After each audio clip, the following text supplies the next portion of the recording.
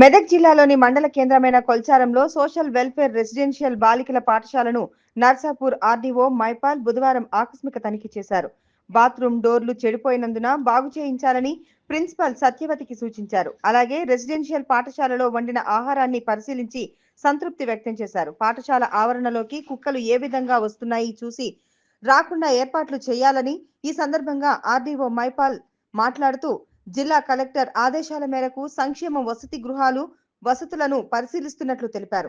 ఈ పాఠశాలలో కొన్ని మైనర్ రిపేర్లు తప్ప బాగుందని సంతృప్తి వ్యక్తం చేశారు.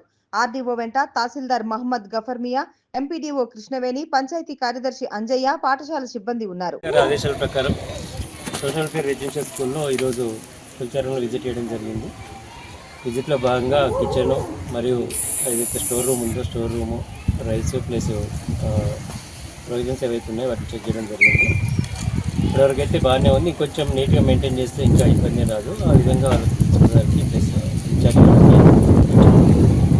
నీట్నెస్ మెయింటైన్ చేసి చెప్పడం జరిగింది. ప్రిన్సెస్ ఏదైతే కొంచెం ఇది గ్రాస్ అవి పెరిగింది కాబట్టి అవి క్లీన్ చేయడం చెప్పడం జరిగింది. నెక్స్ట్ విజిట్ లోపు ఇవన్నీ క్లీన్ కావాలని చెప్పారు.